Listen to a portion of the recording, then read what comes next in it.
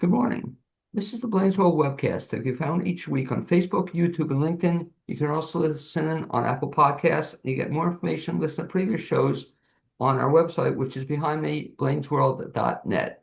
I'm your host, Blaine Greenfield. I'm here in my Zoom studio in lovely downtown Fairview, North Carolina. And what we do each week is bring you information about different stuff and things that are happening in West North Carolina and throughout the country. And toward that end, it's my pleasure to introduce two of my favorite theater folks, and they are Eric Martinez and Mark Jones. And guys, you can wave to all your fans and friends who are watching this. And that's Eric up top and Mark. And they're going to be talking about the production their theater company is involved in. It's coming up, I guess, starting next week. And before we talk anything more about the show that's coming up next week, Eric and Mark, you guys, which I gave you a lot of credit for, started a theater company, what, about a couple of years ago? Yeah, it's been about a couple of years. Our first production was a year ago already, which I can't believe it's already been a year. But yes, absolutely. And I can't believe what gave you the idea to start your own theater company? Part of it was, there's this amazing catalog of musicals out there, mostly musicals, but also plays that just are so rarely done. They're most Okay, I think we're freezing on Eric a little Broadway bit. shows that are likely here. Partly, oh, am I freezing? Oh, Yeah. Okay, we'll give it a shot again. So we're talking Eric, and we're yeah, mentioning about the reason you started this production company. And I'll again just sorry. because I'm in a hotel room, so I apologize that the bandwidth is terrible. So we there's a whole catalog of Broadway shows, mostly off Broadway shows, maybe even off Broadway shows that will likely never get presented by our fellow theaters because they're not known. So I think what we do is think of ourselves as a complementary theater source to all our fellow theaters. Is that they put on the big numbers, the ones that people know, which are fantastic, and we put on the ones that are lesser known, that are still amazing stories that need to be told, amazing music that needs to be sung. So that's kind of our viewpoint. okay, it's kind of cool because again, as you said, you're producing stuff I've never seen before. And just I've seen all your stuff, and it's really kind of cool. But one show you did, which I think was great, was a musical, and I can't believe you carried that off. And Mark, I'll have you talk about that one. That was the roller skating musical. Oh, Xanadu. Yeah, and I was amazed nobody had done it, or I hadn't seen it in the area. But that was quite an ambitious production to do, especially in the theater you did it in. Yeah, well, and Xanadu was a show that because I've been involved with, you know, different theaters in the area for a while. And ever since Xanadu came out, gosh, 12, 13, 14, 15 years ago, I'm not really sure the exact dates, but I've been trying to get one of my theaters to do it ever since then because I've loved that show. I always thought it was fun. And it just never got put on a season for many reasons. People didn't think it would sell tickets or it wouldn't, do this or that. And I was like, I just think it's a fun show. And so that was like when Eric came to me and presented Dog at Utopia, that was a natural, let's do this because it's such a fun, flippant, cheesy show that it can be really done in any space because it's not, it's more about the fun story and the music than it is about like the costumes and special effects, and it's just a fun show. And so we had a lot of fun doing that show and roller skating and or trying to roller skate I should say. Well, that was an incredible thing. You said it could be done in any space, but that was a small space you did it in. Oh And yeah, and how many people do you have in that cast? 9. Yeah. Yeah, and they're all skating around everywhere. And Eric, had you ever skated before? I had, when I was a kid, I hadn't skated before. I mean, since that time, so it was actually a really fun challenge. And one of the things we're looking to do because it's such a fun show is now that roller skating is becoming more popular again. I mean, we kind of internally have talked about maybe we do a revival of it in an actual roller rink. So who knows, that may be coming up. I just think it would be super fun again, just because why not? We all have our roller skates. And what's interesting about you having skated before, have you skated since? I have. I do. Oh, have Yeah. you? Because of the show, I ended up with all these different fun wheels, and so I'm like, why not? So yeah, I've been. I have at our house we have a big concrete pad for our driveway, and so yeah, my dogs and I just kind of they chase me around on my roller skates in the front yard. So it's been a lot of fun. Okay, certainly an ambitious production. I'm trying to think out loud. Mark, help me. So the other productions, I think you've done how many since you formed the company? We Just Xanadu, our second production of Nevermore, the Imagine, well, I forget the whole title, but Nevermore, which is about Edgar Allan Poe, was supposed to have happened in October of last year. And the hurricane kind of forced us to postpone that till this year. So our second production has actually been postponed to this season. So we only had one show last year. And then our first production of the season, Wuthering Heights, we had to postpone due to an illness that was unavoidable, and that was supposed to have happened last month, but we postponed that till November of this year. So we're not losing the shows. We just have to we had to move them. That's yeah why I thought there would have been other shows because I was looking forward to all these shows so much. I had booked them to see it, and like you said, it got canceled. And by the way, a credit to you guys and to everybody else. It's amazing that so few shows don't run as is. Like I said, the hurricane was one thing, and then to have an illness. I think I haven't seen that too many shows have to go down because of an illness. Considering that all the shows that go on, it's amazing how many don't get canceled, you know. Well, and the illness was just simply, I mean, normally a show would go on, but the music, our music director and accompanist was ill, and the score was just a special type of score that we really couldn't just bring anybody else in to play it. So we made the decision that we had to postpone just because there was no way we could have pulled it off with bringing a substitute pianist in, or, it just wouldn't have worked. So, yeah So let's use that to segue into the upcoming show, which is certainly an ambitious choice uh, to put on. And Mark or Eric, what's that show? And talk a little bit about it, if you would. Yeah, I think whenever each season Mark and I are talking about shows, we each come to the table with the shows we are thinking about. And as like Mark mentioned, Xanadu was one of the ones where we were both like, yes, absolutely, this will be amazing. And Thrill Me was another one. It was a show that both of us had separately had been watching, looking for a place to do it. It is a special show, and so it was a natural fit. I mean, I'll turn it over to Mark to talk more about it. But when I first heard about it, I think in 2017, maybe it's before that. I was like, wow, we have to do this story. Okay. And Mark, yeah, with Thrill Me, I had been listening to since it came out. I mean, I always look at small shows because when it first came out, I believe I was looking for things to do in the Heart Studio in Waynesville or in 35 Below at ACT because, you have to do smaller shows in those spaces. And when Thrill Me came out, it was a two-man, one piano musical. And I was like, oh, I should listen to this because it's a perfect, perfect size for those spaces. And I really enjoyed it because I like musicals that have a dark context to them. And Thrill Me is about Leopold and Loeb, who were dubbed thrill killers in 1924 because they killed a young boy just for the fun of it. Um, and they were caught and put on trial and had a very famous lawyer, Clarence Darrow, and they were put in prison for life. And instead of hanged because Clarence did his job and got them, a lesser sentence. And but there was so much more to their story than just, you know, what they did. So that's like I said, the music was just really beautiful.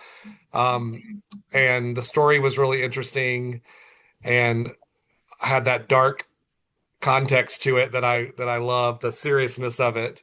Um, Plus I'd also gotten to know the writer of it on Facebook and social media and had conversations with him about it. And of course, at that time I was thinking about being in it, but now I just was like, as I've gotten older, I'm like, I don't want to, I'm aging out of that role, those roles.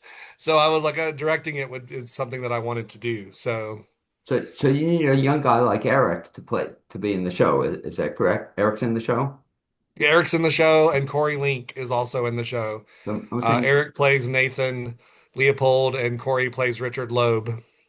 It's funny you mentioned like a talk show, and I'm glad you shared it because I didn't realize it was a musical as well. But it reminds me of the other show you did at Heart, and Eric was in too, which was certainly not a light musical with assassins. Oh yeah. You know? So, I'm drawn to those types of shows. Mm. I just Am I? love I love things that are could be deemed slightly controversial. And I just love the seriousness of them. There, not everything has to be song and dance and lighthearted. There are great shows out there that also have, that are serious in nature. And people love to watch murder documentaries on TV right. or listen to murder documentary podcasts. So there is a there, there is an interest in this kind of story out there. So Thrill Me to me is like coming and watching, like turning on Netflix and watching a murder documentary or listening to a podcast. It's a very interesting story, and you should come watch it play out on stage. Well, Yeah. also, I didn't realize it was a musical too, which is kind of makes it interesting to hear that as well. So the story itself is the story itself of the murder trial, or what's the story about? Well, Thrill Me, I mean, and it's based on fact. So there are some moments that are probably a little more fictional than what really might have happened, but they based a lot of it on facts, and it's more about the planning of what they did, the crime. Um, Leopold and Loeb thought that they were reading Nietzsche back then, and they thought they were Superman. They thought they were law students. They thought they were smarter than everyone, and they thought they could get away with things because everyone else was not as intelligent as they were, is what their beliefs were. And you know, they they didn't get away with it. But they had committed other crimes before that, that like arson and robbery and or burglary and things like that. But then when it came to we need to do something more, and they decided to kill a 14-year-old boy.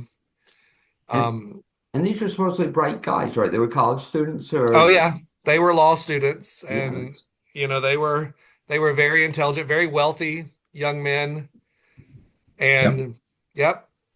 But they Yeah. also had a relationship with each other that was more than just friendship. Um, I think they were both maybe struggling with their sexuality, and you know, they had a they had little flings like if you do this for me, I'll do this for you, and there was a homosexual nature to them. Um, and those things were actually not fictional. Those were factual things that they got. Nathan was released from prison when he was 54 years old and went to live in Puerto Rico. And he even was known to, even though he married a woman, he was known to have been deeply, like having affairs with men and things on the side and still committing crimes at that age. and with So, perfect timing, Eric, you were telling me off the air that it coincides with what Pride Month also, where it's Yep. appropriate to people want to learn more. Great timing, I think. Absolutely. And that's, those are stories, we want to tell as well. And so, when we're last year, we picked Xanadu to kind of be on the end of Pride Month because it has a very big gay fan base. For this one, it's absolutely a gay historical story.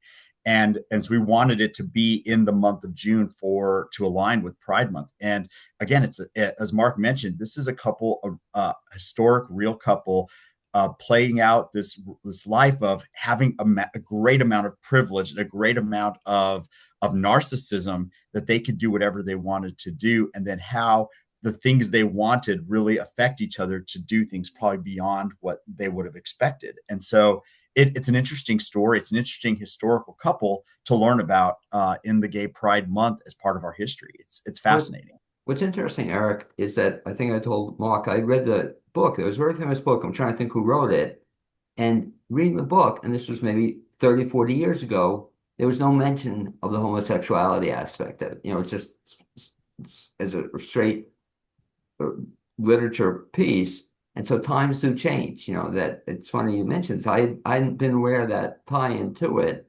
and so now I guess it's acceptable to at least write or talk about it. It's a musical, so talk a little bit about Mark in terms of directing it. You have Eric, of course, and you also have talk about your other guys in it. And are you using a track or is there a piano player with it? No, we have a live piano. John Crawley is our music Oh, director and our pianist, and he sits on stage and plays the piano for the show. And it's literally that's all it's scored for is just piano.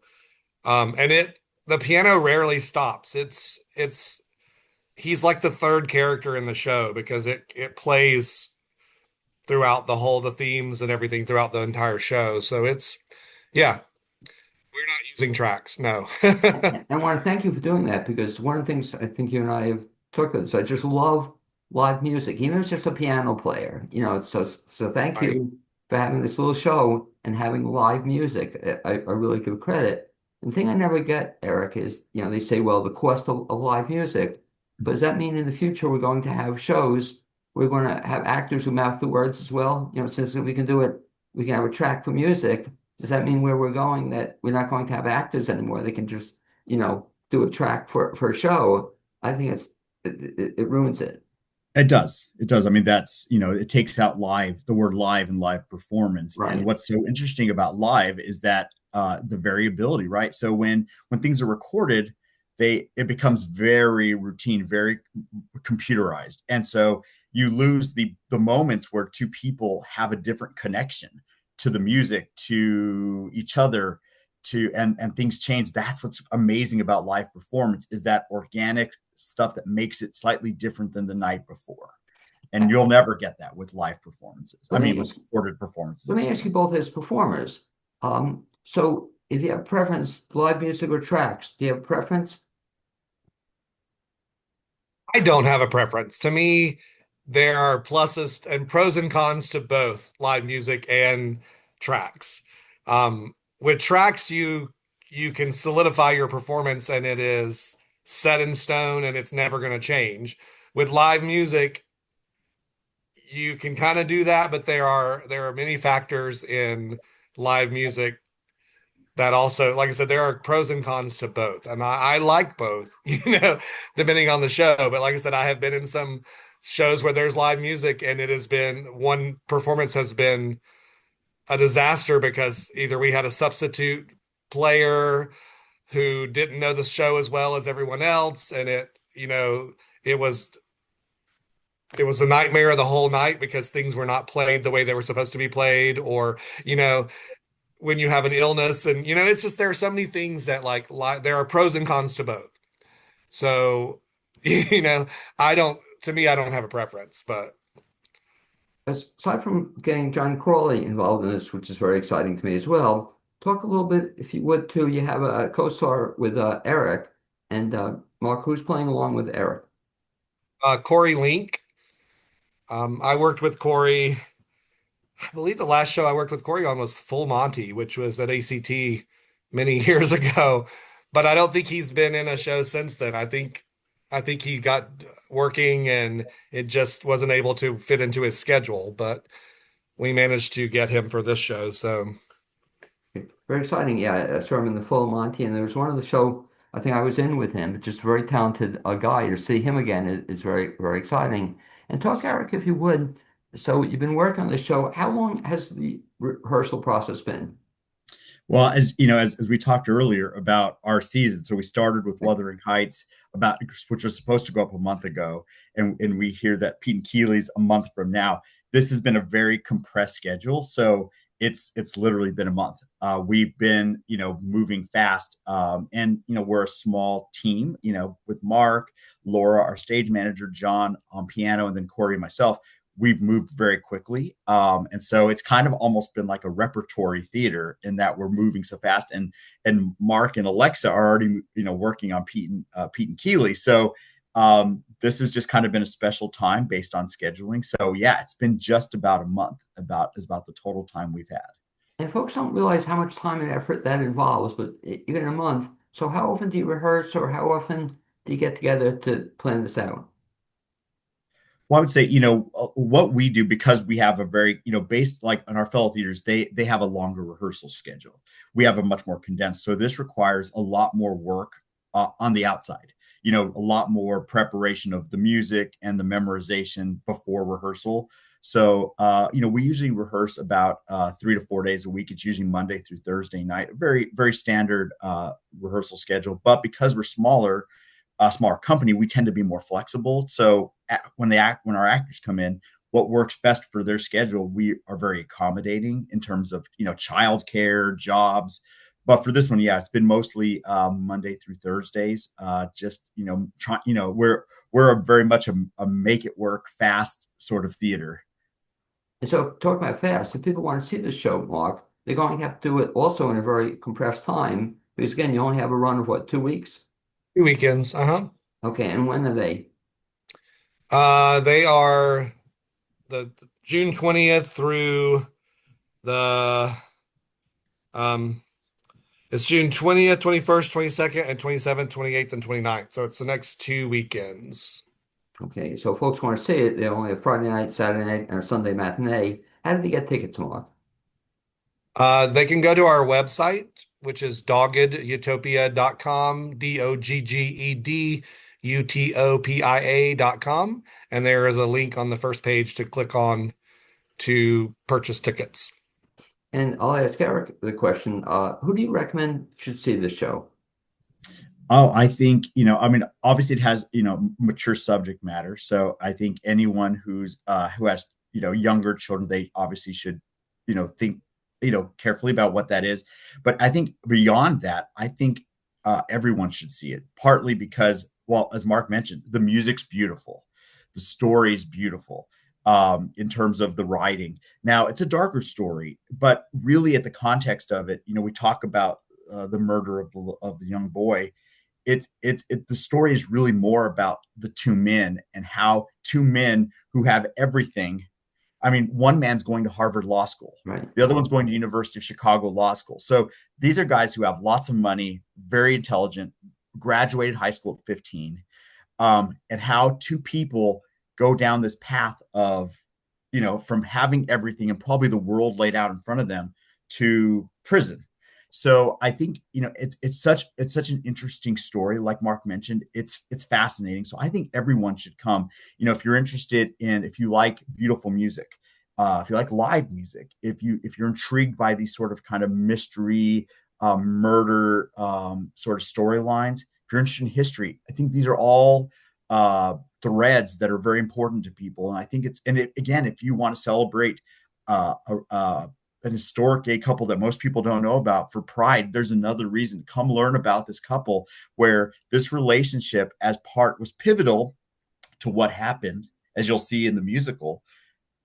This is something most people don't know about. And I welcome people. Come learn about that, especially during this month of Pride, where you're likely not going to see these threads told everywhere, like you mentioned in that book, where that part of the story was suppressed. I like how Mark mentioned also the fact that if you like true crime stories, and you know, it's so popular now, but who would have thunk, and I wouldn't have, that it would be a musical, you know, so Yeah. that kind of is interesting as well. After the run of this show, Mark was talking before, you guys aren't going to have an easy summer because after this show, again, highlight again, Mark, what's coming up next. And then also feel free to mention if you're doing any other projects, which both of you guys do as well. But Mark, what's coming up next after this one again? So the next show that we have, which comes up July 26th, 27th, or 25th, 26th, 27th, and August 1st, 2nd, and 3rd, is a show called Pete and Keeley. And Pete and Keeley is a musical, and it's about a singing couple, not unlike Steve and Edie Gourmet from the day, but Pete and Keeley are fictional, that were a couple and then they got divorced. And the show is a TV reunion that they haven't seen each other since they got divorced. So they're not really fans of each other. So there is a nice, playful banter between the two of them in front of a live studio audience, which is the audience watching the show, as they sing standards and have commercials. It's 1968, so they do commercials for Swell shampoo and sing standard songs. We'll have a live band, percussion, bass, and piano. And yeah, Alexa Edelman and I will be playing Pete and Keeley and singing and dancing and putting on a show. It brings back memories too. When I hear you now, that had been done in Nashville many years ago, hadn't it? It was many, many, many, many Right. years ago. Um, and they brought in a couple from New York, and it was a brand new theater, and this theater did not survive. It literally shut down. Pete and Keeley was the first show, and it never did anything else because it just didn't. There were a lot of factors involved in that one, I believe. But yeah, it was many, many, many years ago, like in the late, mid to late 90s.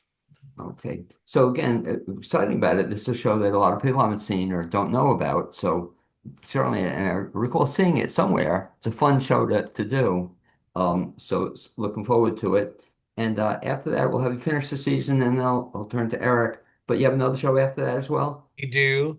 Um, the next show after that in August is We Will Rock You, which is a musical with based it's no not based on the songs of Queen, but it's a musical that uses the songs of Queen to tell a story of a futuristic world where music is forbidden, live music is forbidden. And yeah, but it's all the songs that you know from the rock band Queen. And we'll be having auditions for that show on June 29th and June 30th. So if there's anybody out there that is interested, please come audition. Um, but it's a fun show. Yeah, it's great music. And folks, for sure, if folks want to get more information about the auditions or other stuff you guys are doing, where do they get that information? On Website? our website, doggedutopia.com. Okay. And so let me ask you, Eric, in terms of anything else you have coming up after this one? Yeah, so I will. So I'm going to be after this show. I will be supporting Mark, obviously in his starring role in Pete and Keeley. So I'll be in the background helping, in the production. I'll be in the production side for We Will Rock You, and then after We Will Rock You, we will start. We will go into October with Nevermore, the Okay. Edgar Allan Poe musical, which got rescheduled. So that will be around Halloween, and then we will go into Wuthering Heights right after that. So we are booked through the year. So my next two shows will be where I'm actually on stage will be Nevermore and Wuthering Heights, but in between I will be supporting Mark and the team on the other on Pete and Keeley and We Will Rock You. And that's why I thought for sure you've done other shows because I've been reading about these and looking forward to the other shows that mentioned. It just that it happened that they didn't run, but really looking forward to it, especially Wuthering Heights should be kind of exciting. So Yeah. looks like you guys got your work cut out for you over the next couple of months. Yes. And in addition to both doing other things and working full time, you don't get much sleep, I imagine. Is that a fair statement? There are definitely those moments. I will say this week has been one of them with work, travel, and yeah, we'll say it's a labor of love for absolutely. Again, it's really about these shows that are just so amazing. I mean, all of these shows have just amazing elements, and what's interesting is that you're likely not going. You may never see some of these again. In particular, like we talked Wuthering Heights. One of the reasons it became important for us to reschedule was the original show it was one of those mega musicals. It was about 2.5 to 3 hour show. And working with the composer and John, we took it down from 3 hours to a 90-minute Really? intimate show with only 9 characters versus 30. And so it was a complete rewrite. So what people were going to see was a brand new musical. And they're actually looking to, and I found this out yesterday, is they're looking to produce it in New York in 2026. So they're taking our script that we have revised from 3 hours to 90 minutes, and they're shopping it around. So we're going to be on the front end. So when that comes up, we'll talk more about it at that point. But people will see I would say the production that is going to lead up to a New York production. So it's a chance for people to see the first view of it. And again, why I'm looking forward to it is as I get older, I like shorter shows as well. So 3 hour shows as opposed to 90 minutes. That's pretty exciting as well. And Yeah. this upcoming show you mentioned, Mark, that you spoke to, I guess, the composer of it. Is he going to be coming to see it at all? No, he doesn't do that anymore. He used to travel around but now he watches from afar. He's No. very supportive. He's very Very. supportive and he talks to us all the time I just had a conversation with him a couple of weeks ago. So yeah, he's very supportive of it, but he just doesn't travel around anymore. He's like, I had to let go of it because it was I think he was a little too attached to it in some places, and he decided it was time to, just watch from afar. Again, I want to thank you both for not only this upcoming show, but other shows. Because again, this is stuff I haven't seen elsewhere, and some of it I never even heard of before. So it's very exciting that you're putting this on. And again, not only doing live theater, but again, thank you for the fact that you bring live theater with live music. So the combination is great. So wish you a lot of luck in the upcoming show. Sounds kind of exciting, and hopefully I'll see you in the near future, if not before then. Also, let me thank my producer, Cappy Tassetti, and see you Happy guys. birthday, by the way. Oh, before we go off, thank you for having us on your show on your birthday. So happy birthday to you. Okay, well, thank you for remembering. I'll speak to you guys soon. Thanks, guys. Okay. Thank you.